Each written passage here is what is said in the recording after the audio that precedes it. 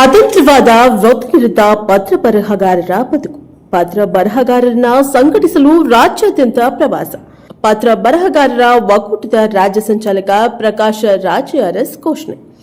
ವೃತ್ತಿನಿರತ ಪತ್ರ ಬರಹಗಾರರ ಬದುಕು ಅತಂತ್ರವಾಗಿದೆ. ಹಿರಿದಾದ ವೃತ್ತಿ ಮಾಡುತ್ತಿರುವ ನಮಗೆ ಸೇವಾ ಭದ್ರತೆ ಇಲ್ಲ.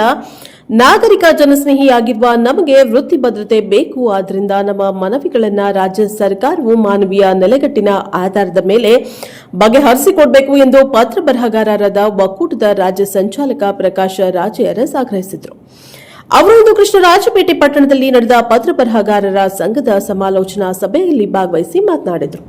ಕಾನೂನುಬದ್ಧವಾಗಿ ಜನಸ್ನೇಹಿಯಾಗಿ ಕರ್ತವ್ಯ ನಿರ್ವಹಿಸುತ್ತಾ ಇರುವಂತಹ ಪತ್ರ ಬರಹಗಾರರ ಬದುಕು ಇಂದು ಆನ್ಲೈನ್ ಎಂಬ ಪಿಡುಗಿನಿಂದ ಸಂಕಷ್ಟಕ್ಕೆ ಸಿಲುಕಿದೆ.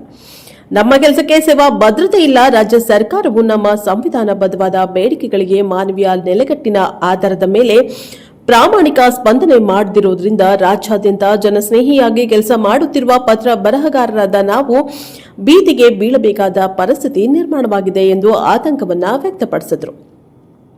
ಪ್ರಕಾಶ್ ರಾಜ್ ಅರಸ್ ಪತ್ರ ಬರಹಗಾರರನ್ನ ಸಂಘಟಿಸಿ ಒಗ್ಗೂಡಿಸಲು ರಾಜ್ಯಾದ್ಯಂತ ಪ್ರವಾಸ ಮಾಡುತ್ತಿದ್ದೇವೆ. ಮಂಡ್ಯ, ಮೈಸೂರು, ಕೊಡಗು ಹಾಗೂ ಚಾಮರಾಜನಗರ ಜಿಲ್ಲೆಗಳಲ್ಲಿ ಸಂಚರಿಸಿ ಜಾಗೃತಿ ಮೂಡಿಸುತ್ತಿರುವ ನಮ್ಮ ರಾಜ್ಯ ಒಕ್ಕೂಟದ ತಂಡವು ಪತ್ರ ಬರಹಗಾರರ ಸಮಸ್ಯೆಗಳನ್ನು ಆಲಿಸಿ ಪರಿಹಾರವನ್ನ ದೊರಕಿಸಿಕೊಡುವ ನಿಟ್ಟಿನಲ್ಲಿ ಕೆಲಸ ಮಾಡುತ್ತಿದೆ ಎಂದು ಹೇಳಿದರು. ಪತ್ರ ಬರಹಗಾರರ ರಾಜ್ಯ ಒಕ್ಕೂಟದ ಪದಾಧಿಕಾರಿಗಳಾದ ನರಸಿಂಹಮೂರ್ತಿ, ಲೋಕೇಶ್, ಟಿ ನರಸೀಪುರ ಮಾತನಾಡಿ ಪತ್ರ ಬರಹಗಾರರಲ್ಲಿ ಅರಿವಿನ ಜಾಗೃತಿ ಮೂಡಿಸಿದರು.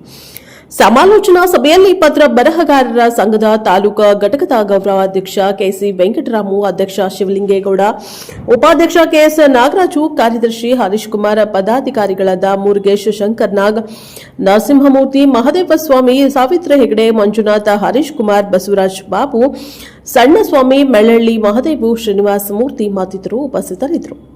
Bureau reporter doctor KR Neelakantha, ಪ್ರಜಾಪವ ಟಿವಿ, ಕೃಷ್ಣರಾಜಪೇಟೆ, ಮಂಡ್ಯ. ನಮ್ಮಲ್ಲಿ ಕೇಳ್ಕೊಳ್ಳೋದಿಷ್ಟೇ, ಈಗಲಾದರೂ ನಾವೆಲ್ಲ ಒಂದಾಗೋಣ. ಈಗ ನಮ್ಮೆಲ್ಲರೂ ಕೂತು ಬಂದಿದೆ. ಇಲ್ಲಿವರೆಗೆ ಹೆಂಗೋ ನಡೀತಾ ಇತ್ತು, ಎಲ್ಲರಲ್ಲೂ ಇದ್ದು ಅದೇ. ನಮಗೆ ರಿಟೈರ್ಮೆಂಟ್ ಇಲ್ಲ, ಯಾರ ಬಗ್ಗೆ ನಾವು ತಲೆಗೆಡಿಸೋ ಅವಶ್ಯಕತೆ ಇಲ್ಲ ಅಂತ ಎಲ್ಲರೂ ನಿಂದಾಗಿದ್ವಿ. ಇನ್ನೂ ನಾವು ನಿಂದಾಗಿರೋಕ್ಕಾಗಲ್ಲ.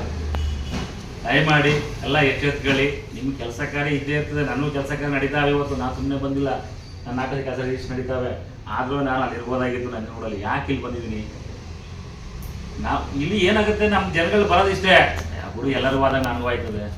ಎಲ್ಲರೂ ಹಂಗಂದ್ರೆ ಎದ್ದೇಳೋರು ಯಾರು? ಅವತ್ತು ಮಹಾತ್ಮ ಗಾಂಧಿನೂ ಹಂಗೆ ಮನೇಲಿ ಕೂತಿದ್ರೆ ಈ ನಮ್ಮ ಸ್ವಾತಂತ್ರ್ಯ ಕೊಡ್ತಿದ್ರು ಯಾರು? ಯಾರು ಒಬ್ರು ಎದ್ದೇಳಬೇಕು. ಅವಾಗ ಏನಾಗ್ತದೆ, ಜನ ಒಬ್ಬರಿಂದ ಒಬ್ಬರು ಸೇರ್ಕೊಂಡ್ರೆ ನಮ್ಮ ತಾಲೂಕಲ್ಲಿ ನಾವು ಒಗ್ಗಟ್ಟಾದ್ರೆ ನಾವು ಜಿಲ್ಲೆಗೆ ಸಪೋರ್ಟ್ ಮಾಡ್ಬೋದು. ಜಿಲ್ಲೆಗೆ ಸಪೋರ್ಟ್ ಆದರೆ 31 ಜಿಲ್ಲೆ ಸೇರ್ಕೊಂಡ್ರೆ ಇಡೀ ರಾಜ್ಯ ಅಲ್ಲಾಡಿಸ್ಬೋದು ಅಂತಂದ್ರೆ ನಾವು ಅಟ್ಲೀಸ್ಟ್ ನಮ್ಮ ಮನವಿನ ಅವ್ರಿಗೆ ಗೊತ್ತಾಗೋ ಥರ ನಮ್ಮ ಶಕ್ತಿ ತೋರಿಸ್ಬೇಕು. ಅದೀಗ ನಾವು ಅತಿ ಶೀಘ್ರದಲ್ಲೇ ಮೈಸೂರು, ಮಂಡ್ಯ, ಕೊಡಗು, ಚಾಮರಾಜನಗರ 4 ಜಿಲ್ಲೆ ಒಂದು ಸಮಾವೇಶ ಮಾಡಬೇಕು ಅಂತ ಹೊರಟಿದ್ದೀವಿ ಈಗ ಮೈಸೂರಲ್ಲಿ. ಆ ಸಮಾವೇಶಕ್ಕೆ ತಾವೆಲ್ಲರೂ ಭಾಗಿಯಾಗಬೇಕಾಗ್ತದೆ. ನಾವು ಅಲ್ಲಿ ಸಮಾವೇಶ ಮಾಡಿ ನಾವು ರಾಜ್ಯಕ್ಕೆ ನಾವು ಮೆಸೇಜ್ ಇವರಲ್ಲೂ ಒಗ್ಗಟ್ಟಿದೆ, ಇವರು ಇಷ್ಟು ಚೆನ್ನಾಗಿದ್ದಾರೆ, ಇವರು 4 ಜಿಲ್ಲೆಗಳು ಇಷ್ಟು ಚೆನ್ನಾಗಿದ್ದಾರೆ ಅಂದರೆ ಕರ್ನಾಟಕದಲ್ಲಿ ಎಷ್ಟು ಚೆನ್ನಾಗಿದೆ ಅಂತ ಗೊತ್ತಾಗಬೇಕು ಅವ್ರಿಗೆ. ಆದರೆ ನಾವು ಹಂತವಾಗಿ ಮುಡಿಸ್ತಾ ಹೋದ್ರೆ, ಯಾಕಂದ್ರೆ ಗೊತ್ತು ನಿಮಗೆ, ಈಗ ಮಗು ಉಳಿದ್ರೆ ಅವ್ರ ಅಮ್ಮ ಹಾಲು ಕೊಡಲ್ಲ. ಅದು ಮೂಲೆ ಹಂಗೆ ಮನಗಿದ್ರೆ ಅದು ಕೆಲಸ ಮಾಡ್ತಾ ಇರ್ತಾರೆ, ಅದು ಹೊಟ್ಟಸ್ಗೆ ಮನಗಿರುತ್ತೆ. ಅದು ಹತ್ತಿರ ಹಾಲು ಕೊಡೋದು. ಹಂಗೆ ನಾವು ಹತ್ತಿರನ ಸರ್ಕಾರ ನಮ್ಮ ಕಡೆ ಗಮನ ಹರಿಸೋದು. ಇದು ನಮ್ಮ ಮತ್ತೆ ಬಿಡ್ತಾರೆ. ಈಗ ನಾವು ಮನೆಗೆ ಕೊಟ್ಟಿದ್ವಿ, ಮನೆ ಎಲ್ಲ ಒಂದು ಕಡೆ ಮೂಲೆ ಬಿದ್ದಿರ್ತದೆ. ಅದು ಮತ್ತೆ ನಾವಿಲ್ಲ ಸ್ವಲ್ಪ ಏನಾದ್ರು ಇಲ್ಲಿಂದ ನಮ್ಮ ಕೂಗ ಹಾಕಿದ್ರೆ ಅವ್ರು ಏನಾದ್ರು ನಮ್ಮ ಬಗ್ಗೆ ಗಮನ ಹರಿಸ್ತಾರೆ ಅಂತ ನಮ್ಮ ಭಾವನೆ. ಹೀಗಾಗಿ ಈ ನಿಟ್ಟಿನಲ್ಲಿ ತಮ್ಮಲ್ಲಿ ನಾವು ಕೇಳ್ಕೊಳ್ಳೋ ಉದ್ದೇಶ ಏನು ಅಂತಂದ್ರೆ, ನಮ್ಮ ರಾಜ್ಯ ಒಕ್ಕೂಟ, ಯಾಕಂದ್ರೆ ನಾವು ನೀವು ಹೋಗಿ ಬೆಂಗಳೂರಲ್ಲಿ ಕೂತ್ಕೊಂಡು ಮನವಿ ಕೊಡೋಕ್ಕಾಗಲ್ಲ. ನಮಗೆ ಒಂದು ರಾಜ್ಯ ಒಕ್ಕೂಟ ಬೇಕಿತ್ತು. ನಮ್ಮ ಹಿರಿಯರು ಯಾರೋ ಮಾಡಿದರೆ ಭಾಳ ಸಂತೋಷ, ಹೆಮ್ಮೆ ವಿಷಯ ಅದು. ನಾವು ಅದು ಕೈ ಜೋಡಿಸೋಣ. ಕೈ ಜೋಡ್ಸೋಕೆ ಏನು ಮಾಡಬೇಕು? ನಾವೆಲ್ಲ ಅಲ್ಲಿ ಸದಸ್ಯರಾಗಬೇಕು. ಈಗ ನೀವು ಮುಂಚೆ ನಾವೇನು ಹೇಳ್ತಾ ಇದ್ದೋ, ಆಯಾ ತಾಲೂಕಲ್ಲಿ ಸಂಘಟನೆ ಮಾಡಿ ಸಂಘ ರಿಜಿಸ್ಟರ್ ಮಾಡಿಸಿ ಅಂತಿದ್ದೋ. ಈಗ ನೀವು ಸಂಘ ರಿಜಿಸ್ಟರ್ ಮಾಡಿಸೋ ಅವಶ್ಯಕತೆ ಇಲ್ಲ. ನಮ್ಮಲ್ಲಿ ರಾಜ್ಯ ಸದಸ್ಯತ್ವ ಮೆಂಬರ್ ಆಗಿ ನಾಳೆ ಬೋರ್ಡ್ ಹಾಕಿ ಕರ್ನಾಟಕ ರಾಜ್ಯ ಪತ್ರ ಬರಹಗಾರರ ಒಕ್ಕೂಟ KR ಪೇಟೆ ತಾಲೂಕು ನಾಳೆನ ಬೋರ್ಡ್ ಹಾಕಿ ನೀವು ಯಾರು ಸಂಘ ರಿಜಿಸ್ಟರ್ ಮಾಡಿಸೋ ಅವಶ್ಯಕತೆ ಇಲ್ಲ. ಆದರೆ ಆ ಬೋರ್ಡ್ಗೆ ಅದ್ರದ್ದು ಯಾವುದೋ ಒಂದು ಬೆಲೆ ಇರ್ತದೆ. ಅದನ್ನ ಮಾಡಿ ನಿಮ್ಮಲ್ಲಿ ಯಾರು ಏನಿದ್ದಾರೆ, ಈಗಾಗಲೇ ನಿಮ್ಮಲ್ಲಿ ಸಂಘ ಇತ್ತ ಮುಂಚೆ ಇದೆಯಾ? ಮತ್ತೆ ಅದೇ ಸಂಘನ ಈ ಬೋರ್ಡಲ್ಲಿ ಮುಂದುವರಿಸ್ಕೊಂಡು ಹೋಗಿ. ಈಗ ನೀವು ಕೇರ್ಪೇಟೆ ತಾಲೂಕು ಅಂತ ಹಾಕೊಂಡಿರಿ, ಈಗ ಹಂಗಾಗಲ್ಲ, ದೊಡ್ಡದಾಗಿ ಹಾಕಿ. ಈ ರೈತ ಸಂಘ ಆಗ್ತದೆ ನೋಡಿ, ಕರ್ನಾಟಕ ರಾಜ್ಯ ರೈತ ಸಂಘ ಕೇರ್ಪೇಟೆ ಶಾಖೆ. ಇನ್ಮೇಲೆ ನಮ್ದು ಹಂಗೇನೆ, ಕರ್ನಾಟಕ ರಾಜ್ಯ ಪತ್ರ ಬರಹಗಾರ ಒಕ್ಕೂಟ ಕೇರ್ಪೇಟೆ ಶಾಖೆ. ನಾಳೆಯಿಂದನೇ ಬೋರ್ಡ್ ಹಾಕಿ. ಮತ್ತೆ ಮೆಂಬರ್ಶಿಪ್ ಚಾರ್ಜು. ಮತ್ತು ಅಲಿಯಾಸ್ ಪಣೀಶ್ ಅವರು ಅಂತ, ಅವರು ಮೈಸೂರಿನಲ್ಲಿ ಒಳ್ಳೆ ಗೌರವಾನ್ವಿತ ಹೆಸರನ್ನ ಸಂಪಾದನೆ ಮಾಡಿದ್ದಾರೆ ಡಿ ಡೈರೆಕ್ಟರ್ ಆಗಿ. ಅವರ ಕುಟುಂಬದಲ್ಲಿ ಹಲವಾರು ಹಿರಿಯ ವೃತ್ತಿಯನ್ನು ಮಾಡ್ತಾಯಿದ್ದಾರೆ. ಒಂದು. ಎರಡನೇದು ನಮ್ಮ ಪ್ರಕಾಶ್ ರಾಜ ಅರ್ಸ್ ಅವರು. ಇವರು ಪತ್ರ ಬರಹಗಾರ ಸಮುದಾಯ ಅಂತ ಏನಿದೆ, ನಾವೆಲ್ಲ ಒಂದು ಸಮುದಾಯಕ್ಕೆ ಸಂಬಂಧಪಟ್ಟವರು.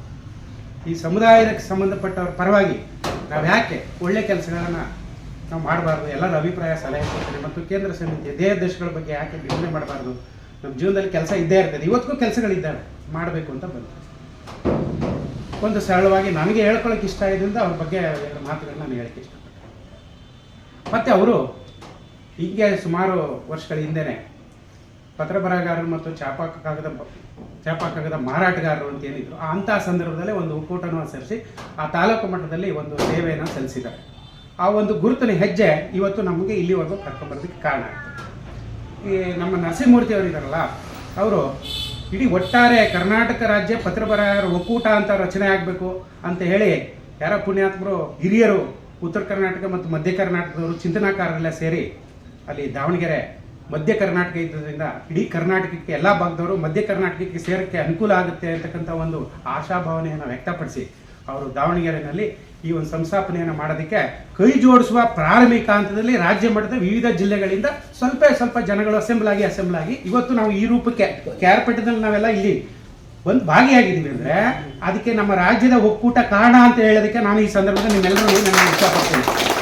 ಆ ಒಕ್ಕೂಟಕ್ಕೆ ಕಾರಣಕರ್ತರು ಆ ರಾಜ್ಯ ಒಕ್ಕೂಟ ನಿರ್ಮಾಣ ಆಗಬೇಕಾದ್ರೆ ಸಂಘಟನೆಗೆ ವಿವಿಧ ಮೂಲಗಳಿಂದ ಅವರು ಎಲ್ಲರನ್ನೂ ತಲೆ ಹಾಕೋತಾ ಇದ್ರು. ಆ ಸಂದರ್ಭದಲ್ಲಿ ನಮ್ಮೆಲ್ಲರ ಗುರು ಹಿರಿಯರ ಇದು ಜಿಲ್ಲೆ ಮತ್ತು ಹಲವಾರು ಈ ದಕ್ಷಿಣ ಭಾಗದ ಜಿಲ್ಲೆಗಳಿಗೆ ಎಲ್ಲ ಒಳಪಟ್ಟಂಗೆ ನರಸಿಂಹಮೂರ್ತಿ ಅವರು ನಮ್ಮೆಲ್ಲರಿಗೂ ಕೂಡ ಅಲ್ಲಿ ರಾಜ್ಯ ಕಾರ್ಯಕಾರಿ ಮಂಡಳಿಯಲ್ಲಿ ನಿರ್ದೇಶಕ ಸ್ಥಾನವನ್ನು ಹೊಂದಿದ್ದಾರೆ. ಆ ಒಂದು ಹೆಮ್ಮೆ ವಿಚಾರವನ್ನು ನಿಮ್ಮೆಲ್ಲರಿಗೂ ಹಂಚೋದಕ್ಕೆ ನಾನು ಇಷ್ಟಪಟ್ಟೆ. ಒಬ್ಬೊಬ್ಬರದು ಒಂದು ಹಿನ್ನೆಲೆ, ಈ ಎಲ್ಲರ ಹಿನ್ನೆಲೆಗಳು ಕೂಡ ಈ ಒಂದು ಒಕ್ಕೂಟಕ್ಕೆ ನಾಂದಿ ಆಗ್ತದೆ. ಮತ್ತು ಈ ಸಂದರ್ಭ ಯಾತಕ್ಕೆ ಈ ಒಕ್ಕೂಟ ಹಿಂದೆ ಯಾಕೆ ಆಗಬಾರ್ದಿತ್ತು, ಇವಾಗ ತುರ್ತಾಗಿ ಯಾಕೆ ಬೇಕು, ಇನ್ನಿತರ ಹಲವಾರು ಪರಿಪೂರ್ಣ ವಿಚಾರಗಳನ್ನು ನಮ್ಮ ಅರಸು ಸಾಹೇಬರಿಗೆ ನಾವು ಬಿಟ್ಟಿದ್ದೀವಿ. ಎಲ್ಲ ಕಡೆನೂ ಅವರು ಈ ವಿಚಾರಗಳನ್ನ ಚಾಪ್ ಮೂಡಿಸ್ತಾ ಇದ್ದಾರೆ. ನಮ್ಮ ಬರಹಗಾರರಲ್ಲಿ ಮತ್ತು ಸಂಘಟನೆಯ ದೇಶಗಳ ಬಗ್ಗೆ ಮತ್ತು ನಾವೇನು ಬಂದಿದ್ದೀವಿ ಆ ಕಾರ್ಯಗತ ಮಾಡ್ಕೊಳ್ಳೋದ್ರ ಬಗ್ಗೆ ಅವ್ರು ಗಮನಿಸ್ತಾರೆ. ನನಗೆ ಪೂರ್ವವಾಗಿ 4 ಅಂಶಗಳನ್ನ ಮಾತಾಡೋಕ್ಕೆ ತಾವೆಲ್ಲರೂ